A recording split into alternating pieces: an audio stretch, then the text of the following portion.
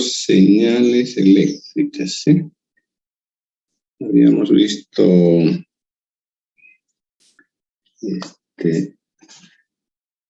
un poco del álgebra de señales, ¿no? Que, como les decía, está relacionado con el álgebra de funciones, pero obviamente que debemos darle un sentido más práctico, ¿cierto? O sea, por ejemplo, cuando vamos a sumar dos señales, y más aún si les vamos a afectar con algún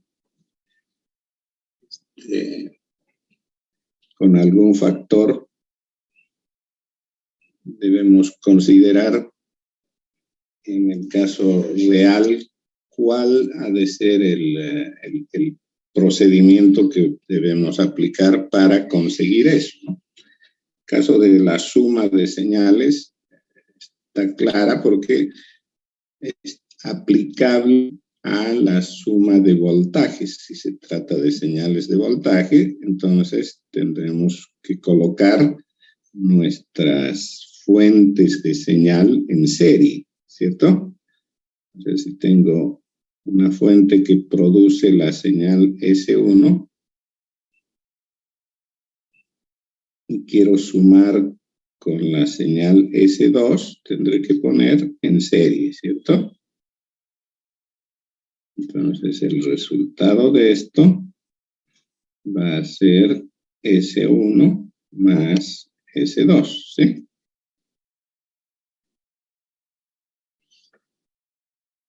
En el caso de procurar afectar una señal por algún factor, ¿no? O sea, si yo quiero implementar K por S1, si K es mayor que 1, necesariamente voy a requerir de algún dispositivo que tenga la capacidad de amplificar. Un amplificador de señal. Entonces, eso se suele simbolizar de esta manera. En la entrada voy a colocar la señal S1, ¿sí? Que provendrá de una fuente, obviamente. Y en la salida voy a tener K por S1.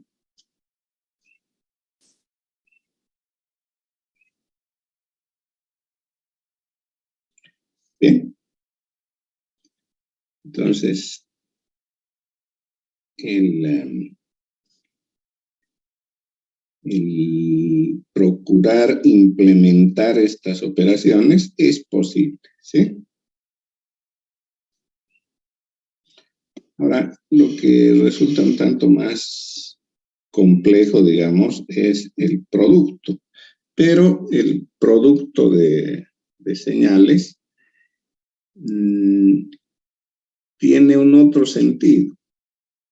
Se lo utiliza para lograr el efecto de modulación, ¿no? Modular significa modificar algún parámetro de una señal que se considera la portadora de información, ¿no? Esa portadora por sí sola no tiene información, pero lo que hace es transportar otra señal sobre ella, ¿no? Entonces, ¿cómo transporta esa señal? Lo hace a través de la modificación de alguno de sus parámetros, ¿sí? Puede ser, por ejemplo, que el efecto de la modulación cambie la amplitud de esa señal portadora,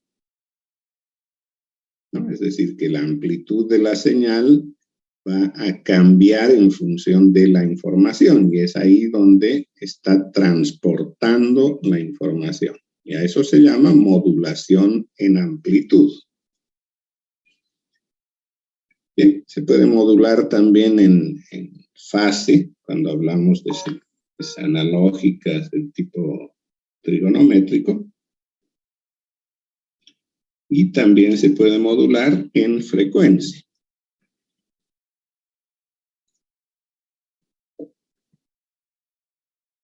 Bien, entonces estos efectos de modulación se consigue a través de multiplicación y filtrado de señales, ¿no? Lo cual es un tanto más complejo y no vale la pena ahondar más en esta materia, ¿sí? Digamos que sí nos interesa considerar el producto de dos señales, pero por el efecto que tiene esto en principalmente la señal exponencial decreciente. Ya, lo que ocurre es que cuando se aplica un voltaje continuo en un circuito que contiene condensadores y bobinas, estos entran en lo que se conoce como un proceso de intercambio de energía, ¿sí? El condensador almacena energía y se la transfiere a la bobina la almacena y se la transfiere al condensador. Entonces se produce una especie de oscilación, lo cual produce una forma de onda sinusoidal, ¿no? Si consideramos los dos elementos como elementos ideales, es decir, que no producen pérdida, entonces indefinidamente se va a mantener esa oscilación, ese intercambio de energías. Pero cuando consideramos ya los elementos reales, estos introducen una cierta resistencia. Y la resistencia, como sabemos, modifica la energía, es decir, la cambia por otra forma. Entonces, a medida que transcurre el tiempo, esa energía que intercambien el condensador y la bobina va a decaer. Y lo hace de manera exponencial. Entonces, se produce como resultado un producto en el que uno de los factores es precisamente la exponencial decreciente, ¿no? El caso particular de ese tipo de oscilación que se produce entre condensador y bobina se lo puede ver de esta manera.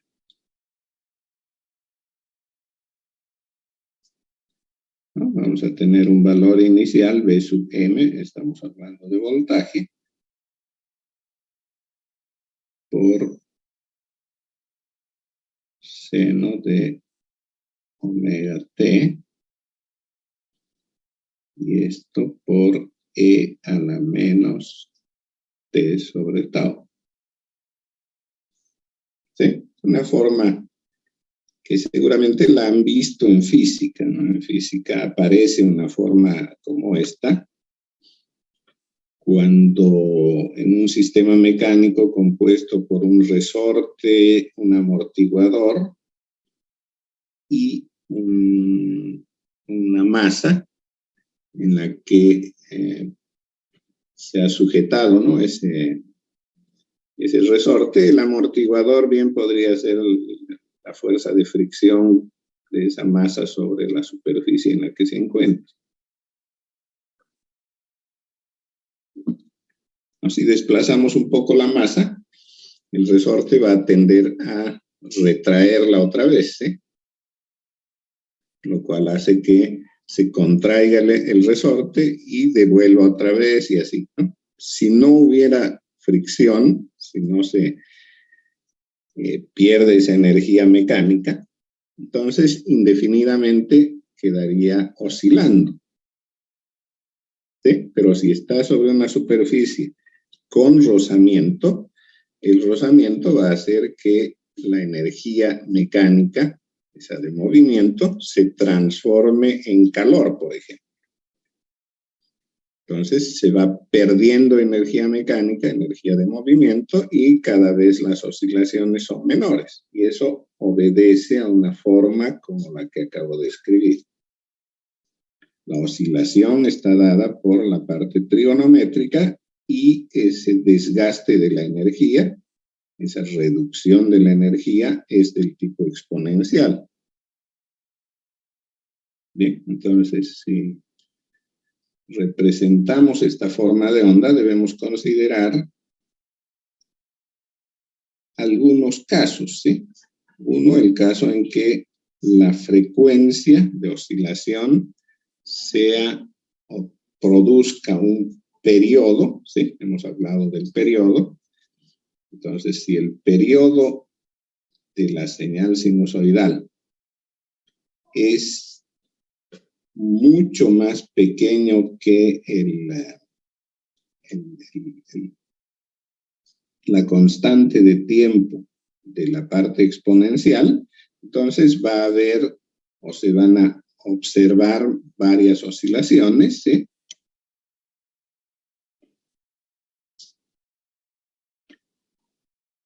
¿No? Esto se va a ver de esta manera.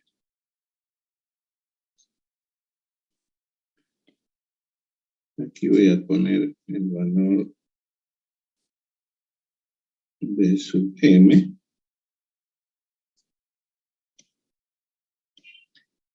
Como es sinusoidal, también habrá un menos b sub m. Entonces, la sinusoide posiblemente tenga más de una oscilación casi completa, ¿sí? Y a medida que pasa el tiempo, va disminuyendo su amplitud exponencialmente hasta que se extingue, ¿no? Entonces, tendremos la sinusoide envuelta en una exponencial decreciente.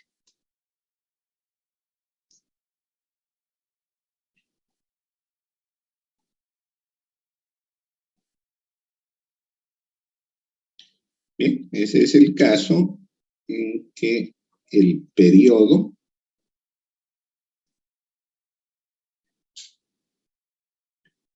que es 2pi sobre omega, ¿cierto?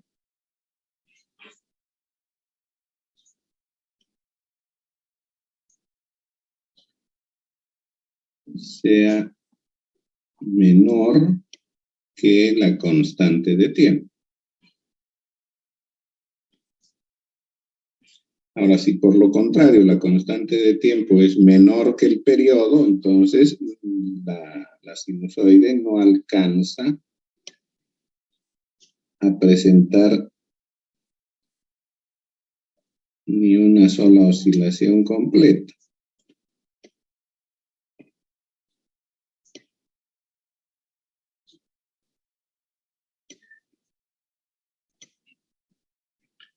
¿No? Entonces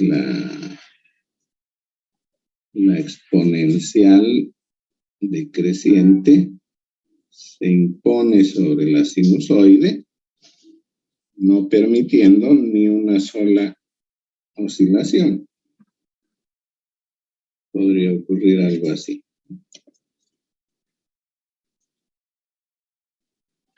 Entonces esto es si t es mayor que tau.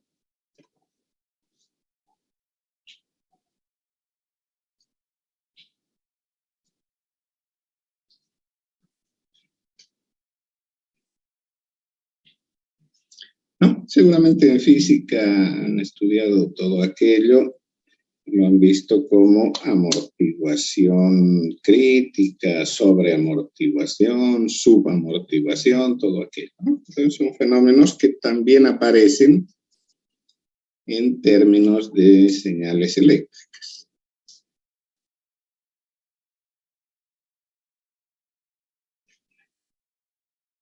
¿no? Obviamente que también una exponencial podría afectar a señales de otra forma, como cuadradas o triangulares.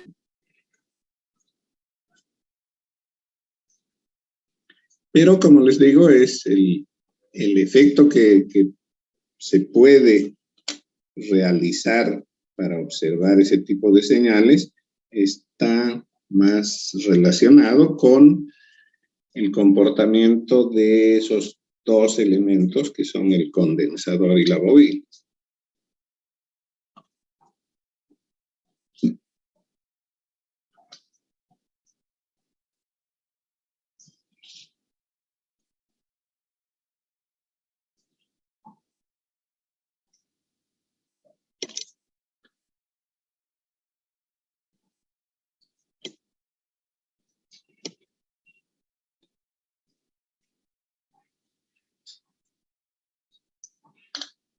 Bien, hagamos algunos ejemplos.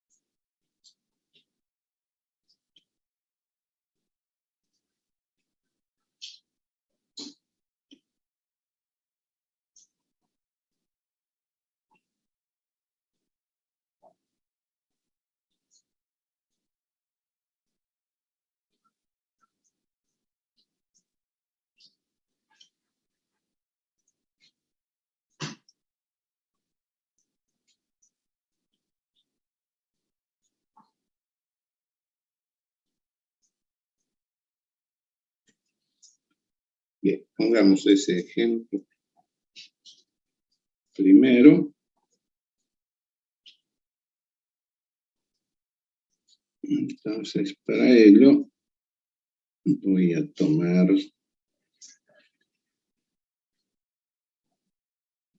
en el eje horizontal, ¿no? Veo que los desplazamientos en tiempo alcanzan hasta 6, ¿cierto? Entonces trataré de que aquí aparezcan por lo menos 6, mejor si más. Voy a marcar aquí 1, 2, 4, 5 y 7, ¿sí? En el eje vertical, bueno, es un poco difícil así a primera vista saber cuánto puede abarcar, ¿cierto? ¿Cuál puede ser el rango? Pero más o menos puedo intuir que por aquí hay un 3 UDT, ese podría ser el más alto. Entonces voy a marcar así.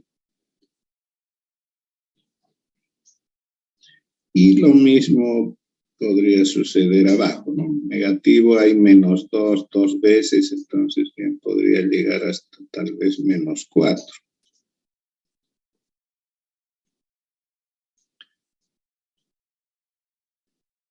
Creo que no están apareciendo los signos, ¿no? Tengo problemas ahí en la tablet.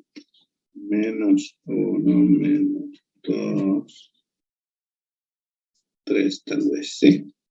Bien. Entonces, Voy a seguir siempre cronológicamente el comportamiento de la señal. Eso quiere decir que tomaré primero el de menor desplazamiento en tiempo,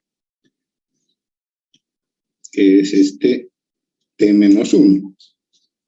En T-1 hay un escalón, ¿cierto? ¿Eso qué quiere decir? Que antes de 1, la señal es 0.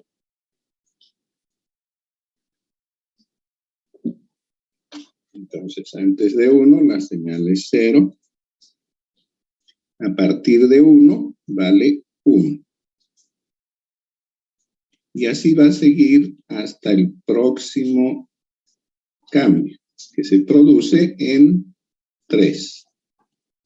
Entonces, hasta 3 vale 1. En 3 hay un cambio. Aparece un escalón negativo de 2 unidades. Entonces había subido 1 y ahora con esto baja 2. Alcanzará menos 1. Y se va a mantener así hasta el próximo cambio que aparece en 5. Entonces menos 1 hasta 5. En 5 sube 3 unidades. Está en menos 1 más 3 llegará a 2. Y así va a seguir hasta el siguiente cambio que está dado en 6. En 6 otra vez cae 2. Si ya tiene 2, menos 2, 0. Y ahí se va a quedar, ¿no?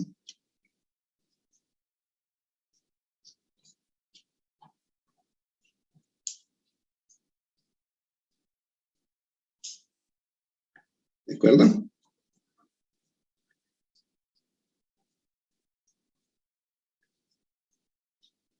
¿Cómo seguir el comportamiento de señales que tengan rampas? ¿No? Con los escalones, el que aparezca un factor delante de la señal significa el tamaño del escalón. Si es positivo, cuánto sube; si es negativo, cuánto baja. Con la rampa, esos factores que aparecen delante de las rampas modifican la pendiente. Entonces, si va multiplicado por un número positivo, la pendiente está aumentando. Si va multiplicada por un número negativo, está disminuyendo. ¿No? Veamos el siguiente ejemplo.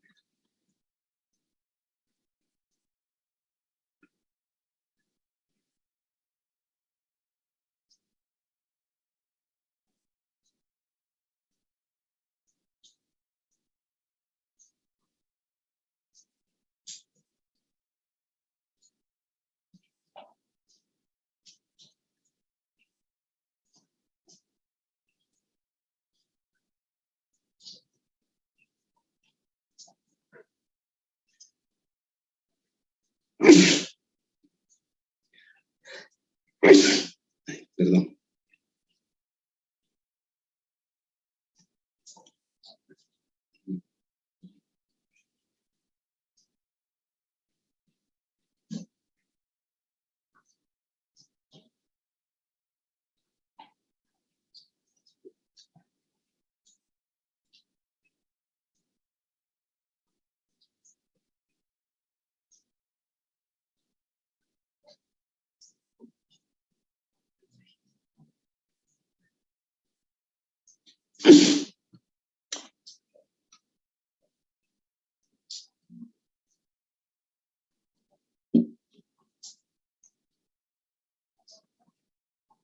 Bien. Veamos cómo se comporta esta señal.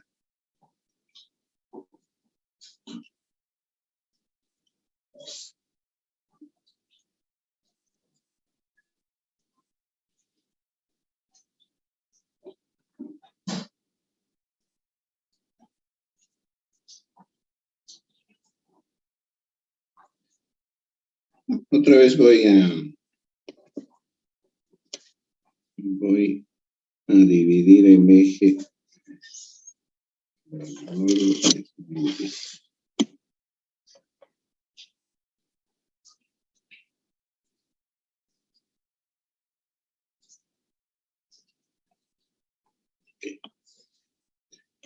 Entonces el eje horizontal debería llegar por lo menos hasta 5, ¿no? Un poco más de 5.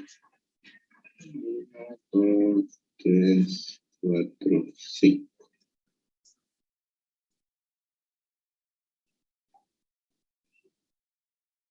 Muy bien. En el vertical, bueno, es un poco difícil intuir. Voy a tomar 1, 2, 3, hasta 4.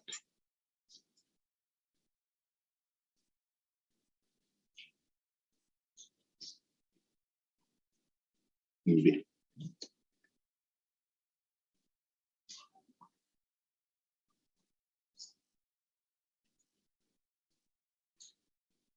Comenzamos. El primer elemento, el primer cambio, está dado en 0, ¿sí? T es como T menos 0, entonces antes de 0 la señal vale 0. A partir de 0 aparece la primera rampa, que es unitaria. Eso hace que se produzca una pendiente de una unidad, ¿sí? Entonces, por cada unidad de tiempo aumenta 1. Y eso se va a prolongar hasta el siguiente cambio, que está en 2. ¿Cierto? Entonces, hasta 2 sigue aumentando 1 por cada unidad de tiempo.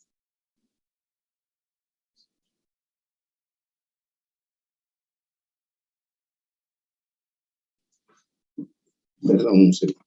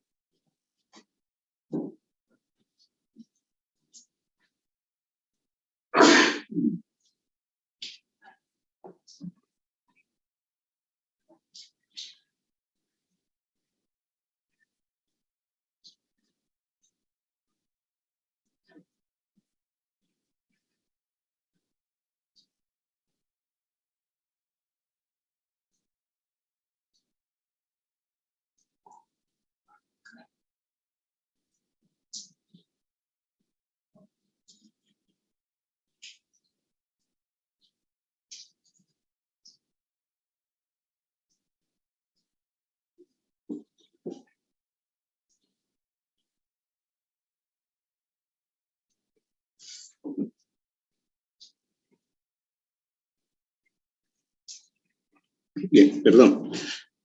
Creo que ya estoy mejor. Entonces, el siguiente cambio en 2, ¿cierto? T igual a 2, aparece una segunda rampa, pero esta es negativa. La rampa negativa hace que disminuya la pendiente. Si la pendiente hasta 2 era 1, ahora va a ser 1 menos 1, 0. Pendiente 0 significa línea horizontal, ¿cierto? Entonces, la pendiente es ahora 0 y así va a continuar hasta el próximo cambio que ocurre en 3. En 3, nuevamente decae la pendiente, disminuye 2. Eso significa que ahora va a empezar a bajar a razón de 2 unidades por cada unidad de tiempo. ¿No? Entre 3 y 4 hay una unidad de tiempo, tiene que bajar 2 unidades.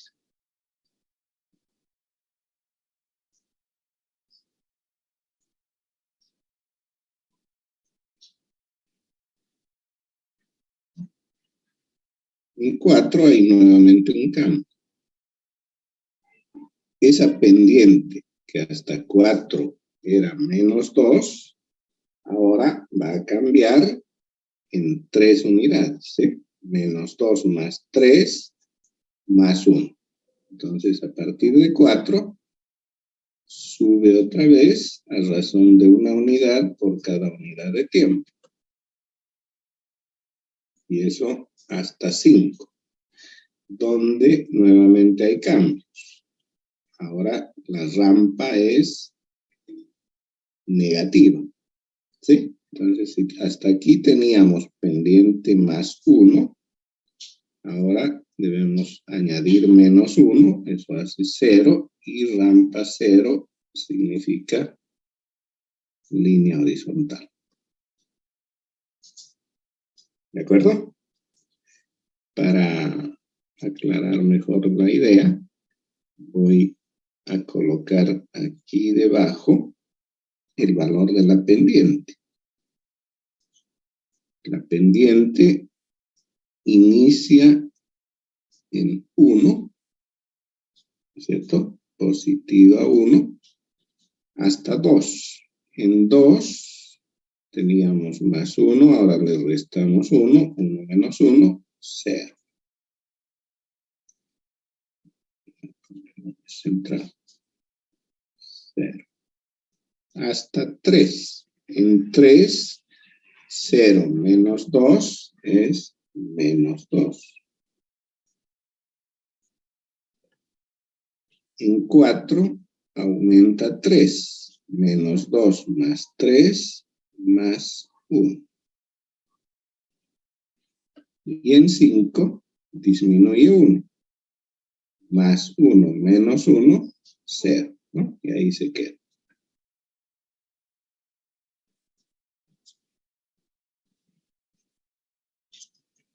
¿Okay? Entonces, esos valores que he colocado abajo corresponden al valor de la pendiente. Mejor borramos esto de acá y ponemos aquí la pendiente. ¿Sí? Entonces la pendiente es más 1 hasta 2, 0 entre 2 y 3, menos 2 entre 3 y 4, más 1 entre 4 y 5, y de 5 adelante 0.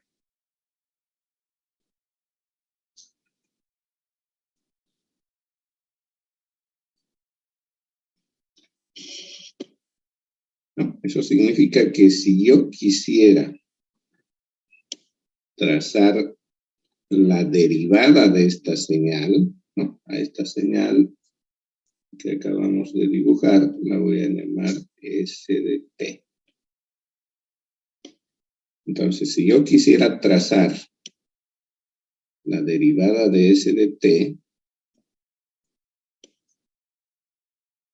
como sabemos, la derivada es la pendiente. Entonces, tendría que mostrar en esa gráfica derivada de S respecto a T solamente los valores de la pendiente. ¿Sí? En el primer tramo, entre 0 y 2, la pendiente es 1. Voy a poner 1 acá.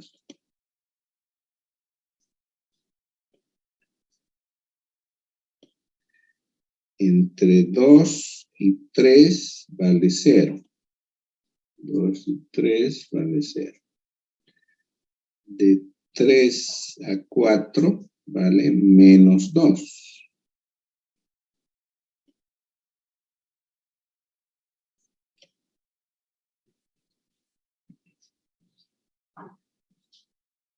Y de 4 a 5 más 1.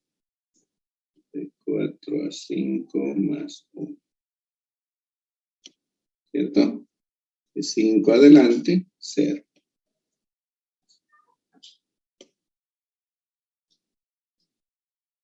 ¿Sí? ¿Cómo describiría esa señal derivada de S de t?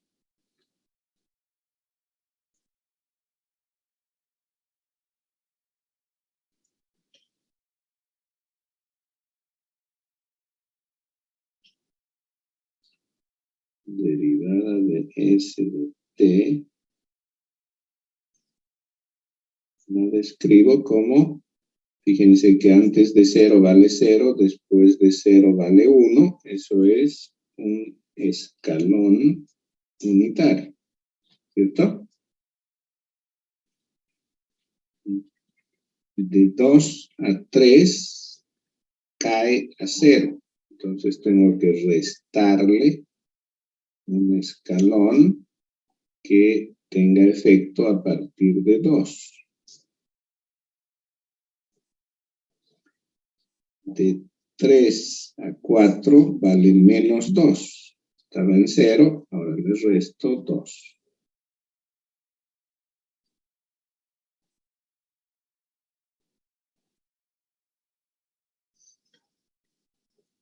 De 4 a 5 tengo que subir a 1.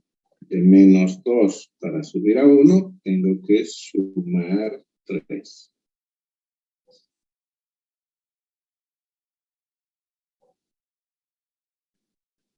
Y a partir de 5 hacerlo 0. Si ya tenía 1, para que sea 0 tengo que restar 1.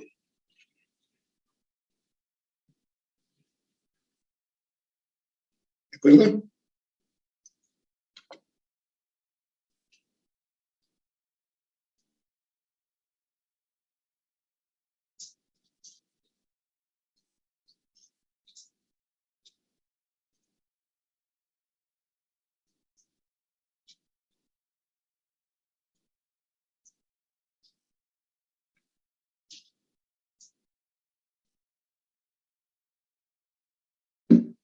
¿Tienen alguna duda?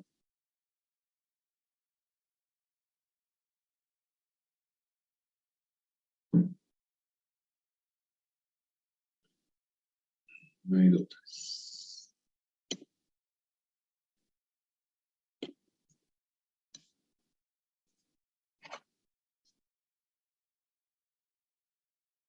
Sigamos haciendo ejemplos. Inciso C.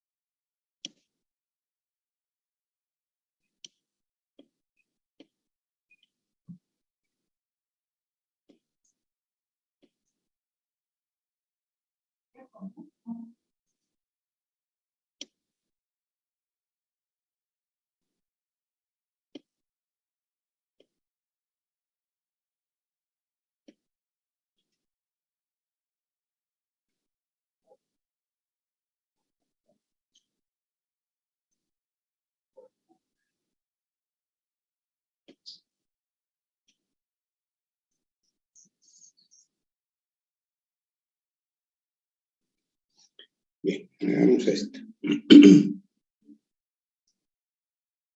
Aquí estamos combinando tanto escalones como rampas.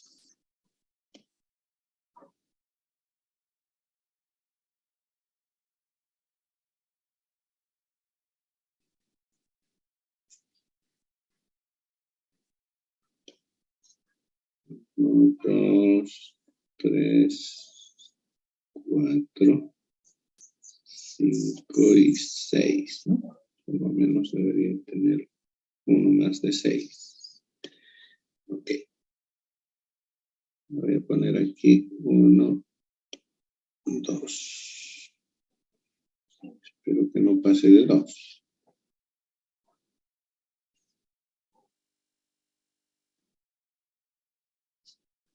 Bien.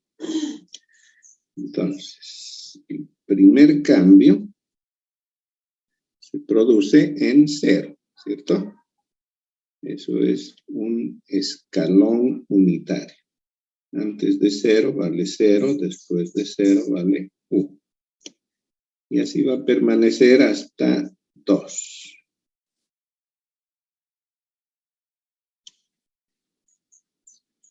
¿Qué hay en 2? Una rampa unitaria, pero negativa. Eso hace que caiga una unidad por cada unidad de tiempo. Entonces, hasta el próximo cambio, que es 4, transcurren 2 segundos, ¿sí? De 2 a 4 son 2 segundos. Tiene que bajar hasta menos 2.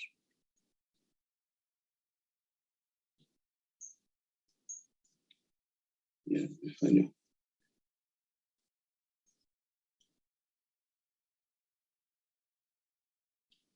Ahí, ¿cierto?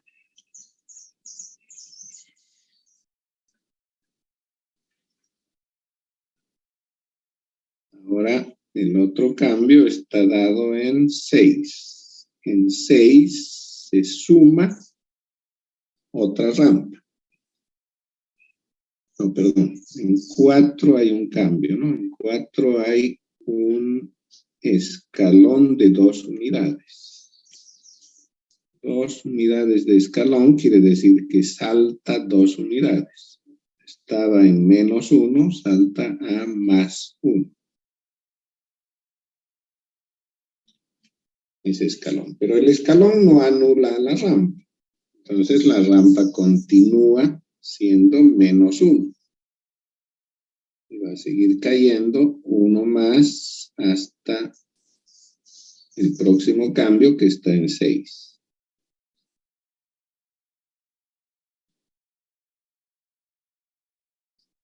¿Cierto?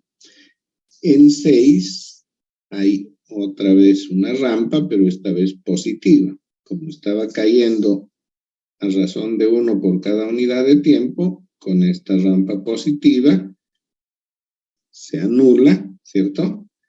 Y ahora la pendiente es 0.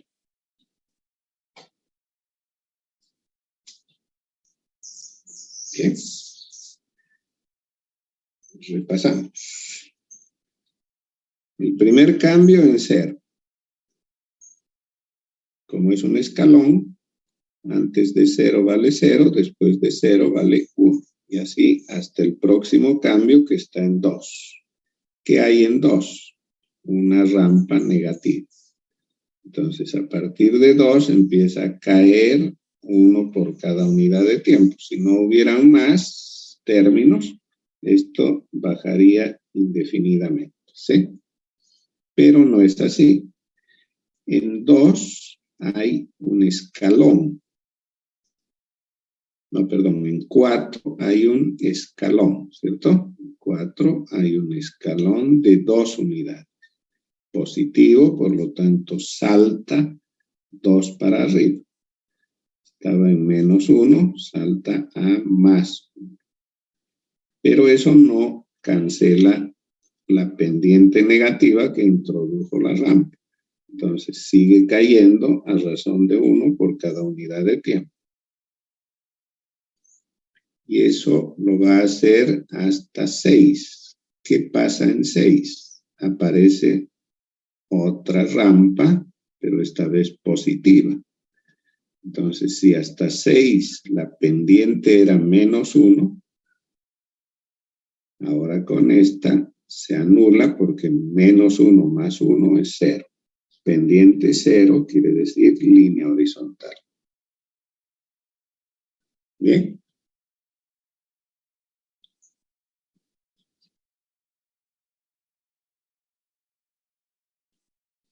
¿Cuál sería la derivada de esta señal? Primero hagamos la derivada y luego la trazamos, ¿sí? A ver si coinciden en la idea. Entonces hagamos la derivada de S de T.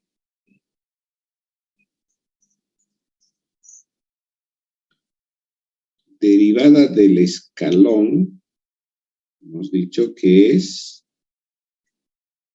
delta, ¿cierto?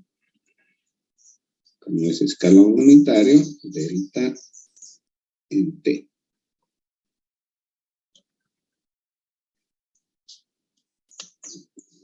Problemas de energía, un segundito, mío. El cargador.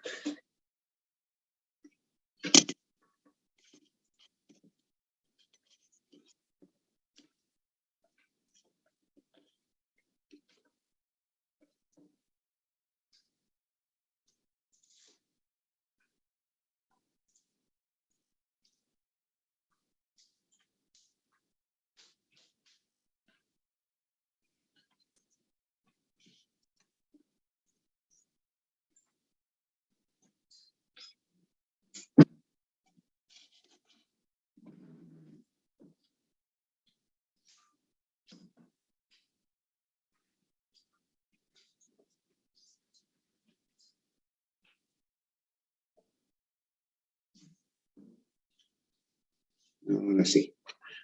¿Dónde andábamos? Derivada del escalón, el impulso, ¿sí? Enseguida hay una rampa en 2. La derivada de la rampa es un escalón, ¿sí?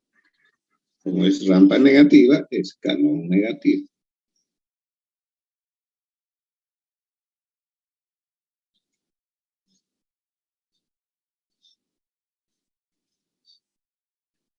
En 4 hay un escalón de 2 unidades, positivo. Eso significa impulso de 2 unidades, ¿cierto? En 4.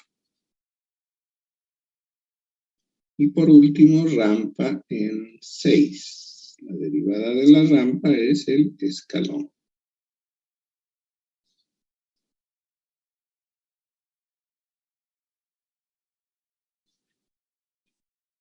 ¿Cierto? ¿Cómo graficaría esto?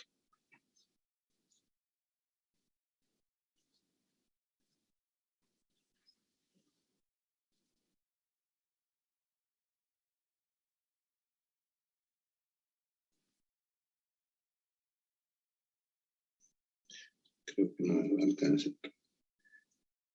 Veámoslo más.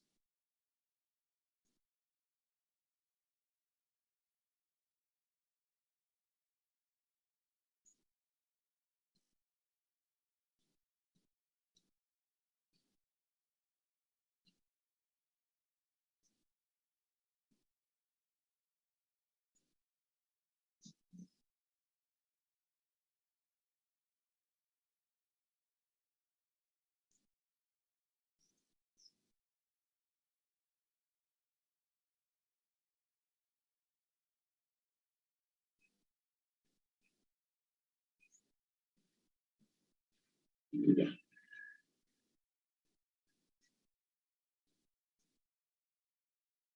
1, 2, 3, 4, 5, 6.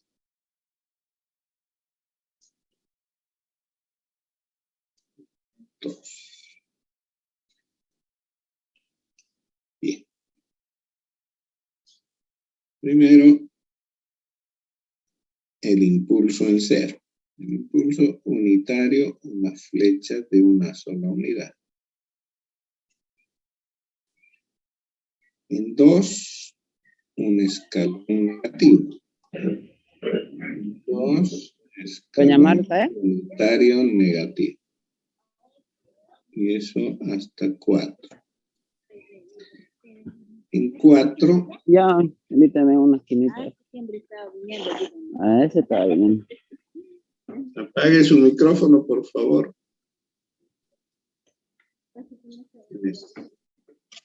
¿Quién es el del micrófono?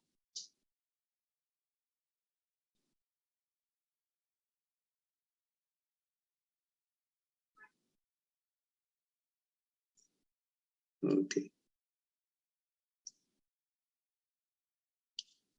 Entonces estábamos en 4.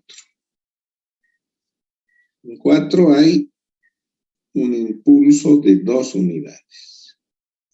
Impulso de 2 unidades en 4. ¿Sí? Pero eso no modifica que siga valiendo menos 2. Hasta 6, ¿sí? Perdón, menos 1, ¿no? Esto es menos 1. Hasta 6. Y en 6, un nuevo escalón, pero esta vez positivo, lo que llevaría a 0.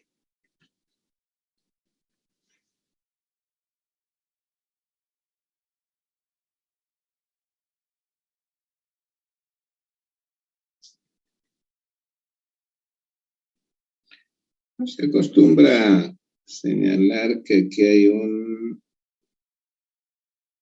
intervalo en el que no está definida la función, ¿sí? Entonces se le hace un círculo vacío ahí.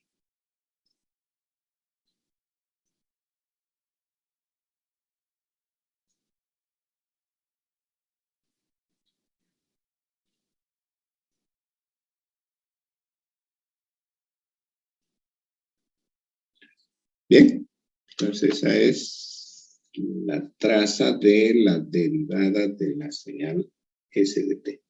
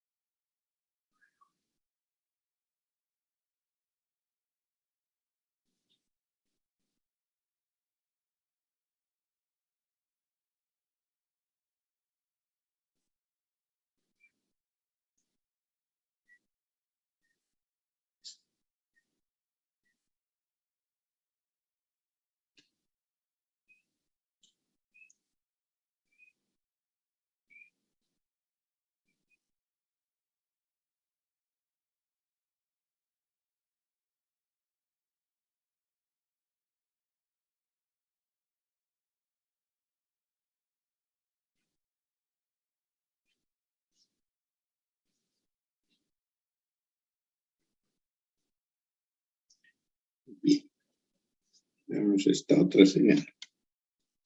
Pongamos nombre, ¿no? Que se llame S3 de t. Listo.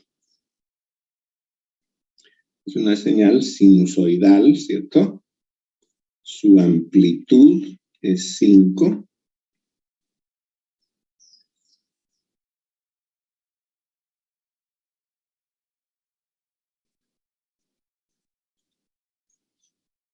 La frecuencia angular, 500 pi.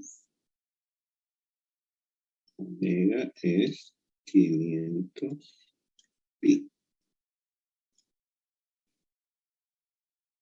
Como la frecuencia angular es 2 pi por f, significa que f es omega sobre 2 pi, sería 250, ¿sí? 250 ¿qué?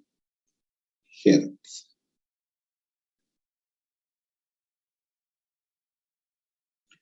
Entonces, el periodo, que es el recíproco de la frecuencia,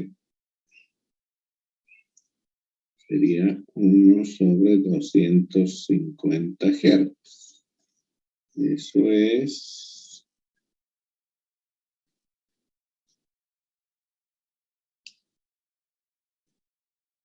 0.004, ¿no? Segundos, o más propiamente 4 milisegundos.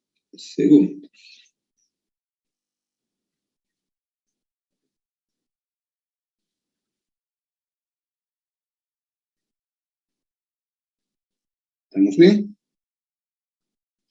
Entonces el periodo es 4 milisegundos. ¿Qué es el periodo? El periodo en una señal periódica es el tiempo que requiere para completar un juego completo de valores. En este caso, una sinusoide completa se tiene que realizar en 4 milisegundos, ¿no? Con esto ya tengo suficiente para realizar la traza, ¿no? Ya tengo prácticamente todas las características que necesito para esa traza.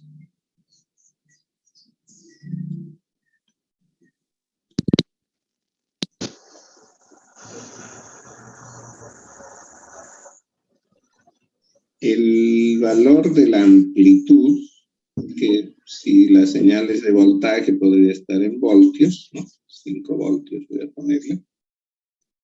Entonces, eso es el valor máximo y a su vez el valor mínimo.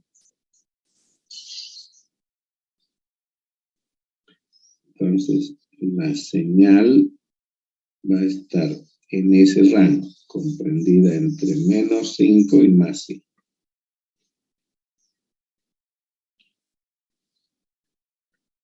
Ahora, en cuanto al eje de tiempos, lo voy a dividir en función del periodo. El periodo es 4 milisegundos. Entonces, hagamos esto.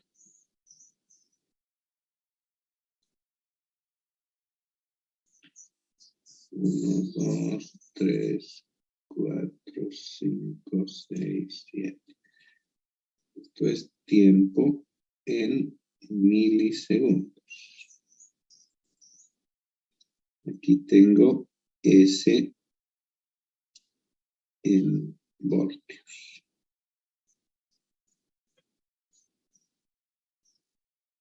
¿De acuerdo?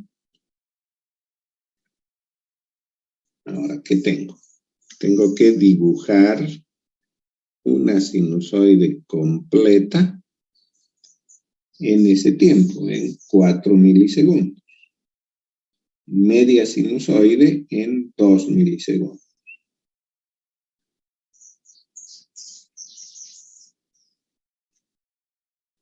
Los otros dos, para completar el periodo, el valor de la sinusoide es negativo. ¿Sí?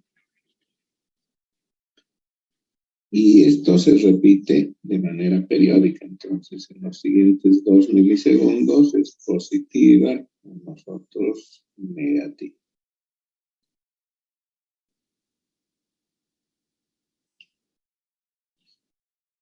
Bien.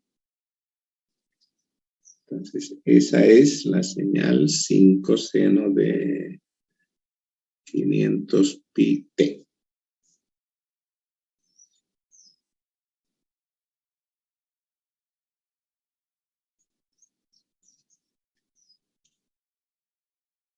Ahora, ¿cómo será la señal si se produce un retraso?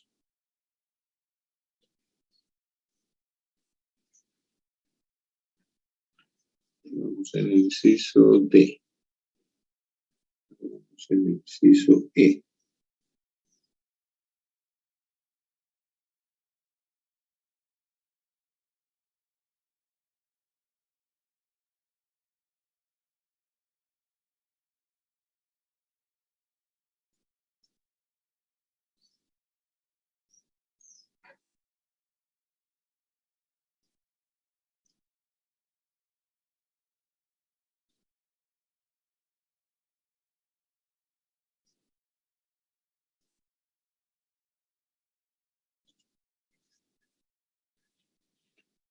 Vamos a poner un retraso de 30 grados. ¿Qué quiere decir eso? Que para t igual a 0,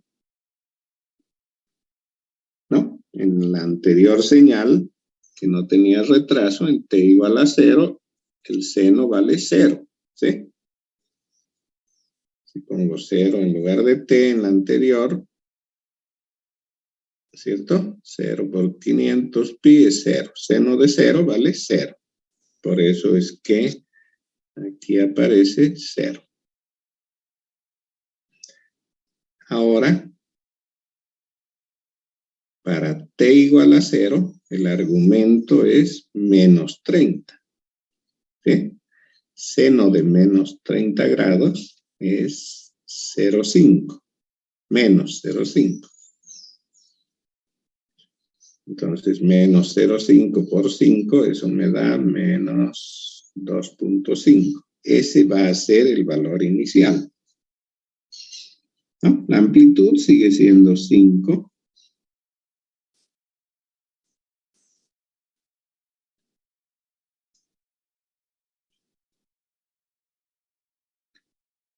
Voltios. Su valor inicial, no sé qué escribí.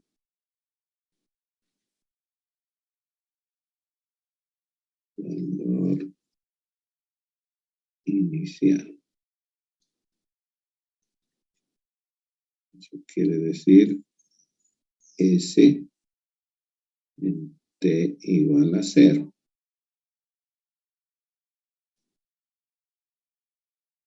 T igual a 0 es 5 por seno de menos 30. 0,5 multiplicado por 5 me da menos 2,5 voltios. ¿Sí?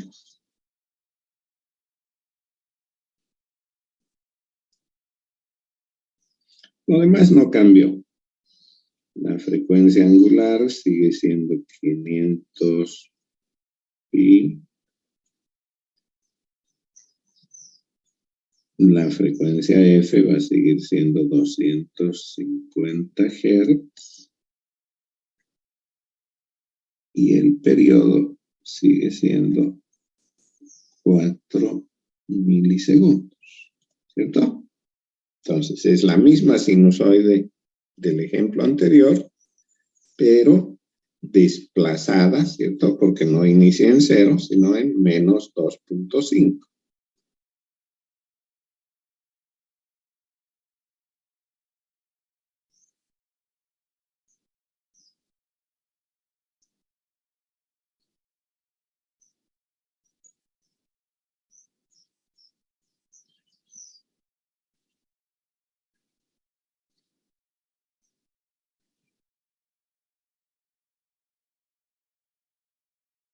Ya lo voy a poner 1, 2, 3, 4, 5. Menos 1, menos 2, menos 3 y menos 5. Ok. Aquí habíamos marcado, como marqué en el anterior, por cada 2, 1, ¿no? Entonces, 1, 2.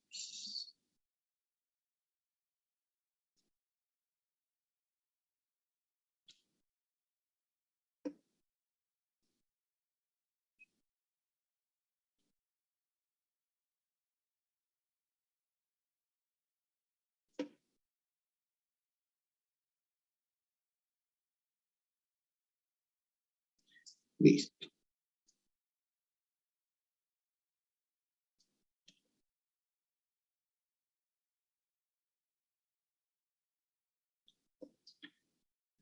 Bien. Ahora arrancamos ya no en 0, sino en el valor inicial, menos 2,5. Eso está aquí, ¿cierto? Entonces ahí arranca la sinusoide. En un periodo, es decir, en 4 milisegundos, tiene que volver al mismo valor inicial.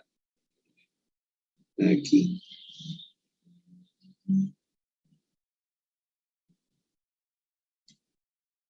Y ahora trataremos de dibujar ahí una sinusoide.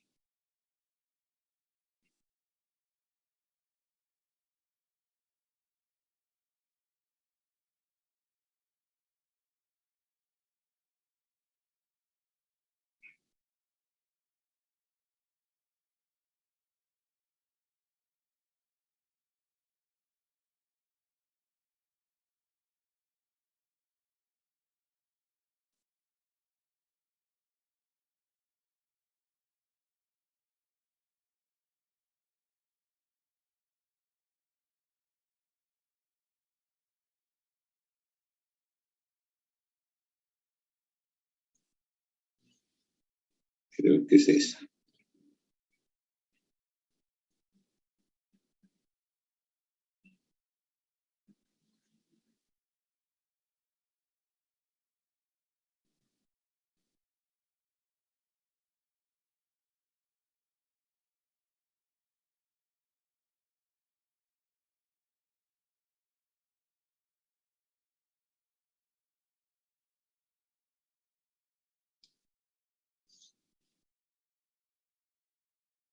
Bien. Entonces, respecto al anterior, el cambio está en eso, en que se mantiene el periodo, ¿cierto? Entre este valor y este otro tengo un periodo.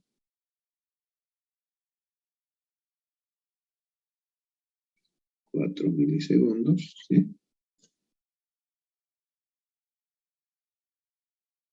Lo que ha cambiado es que la sinusoide se ha movido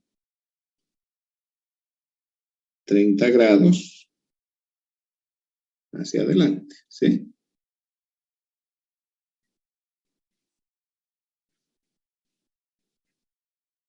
Por eso es que está retrasada en 30 grados respecto a la anterior. ¿No? Lo que ocurría en la anterior señal en 0, esto, aquí está ocurriendo más tarde. Por eso decimos que está atrasada en 30 grados. ¿No? ¿Cuánto tiempo le toma para llegar al 0? Lo que tendría que hacer es igualar a 0 el argumento. ¿No? Ahí, bueno, hay que tener en cuenta que está en diferentes unidades, ¿no? 500 pi t menos 30 grados, tengo que igualar a 0. Pero poner en las mismas unidades, ¿sí? Me conviene que esté en... ¿No? Porque si voy a despejar, t es 30 sobre 500 pi. Pero este 30 está en grados y el de abajo está en radianes. Si convierto mejor a grados lo que está en radianes. O estos 30 grados los pongo en radianes, creo que es mejor, ¿no? 30 sobre 180 por pi.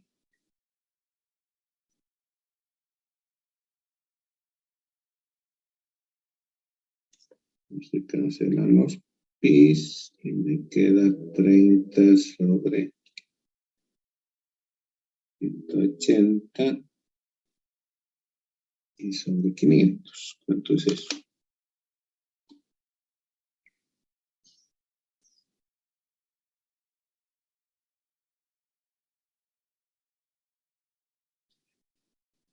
Está mi calculadora. 30 dividido 180 y dividido 500. Eso es 0.00033333.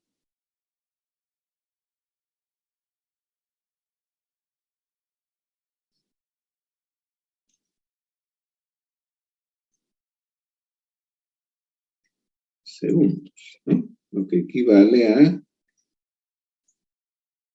333 microsegundos. O sea, 0,33 milisegundos. Sí, ese es el T0, este de acá.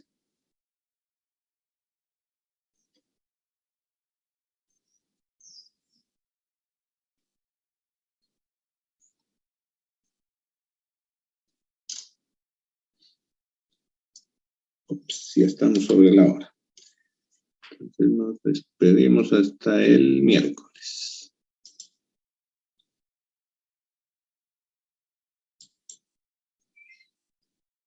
Bueno, se cuidan. Continuamos el miércoles. Hasta luego, ingeniero.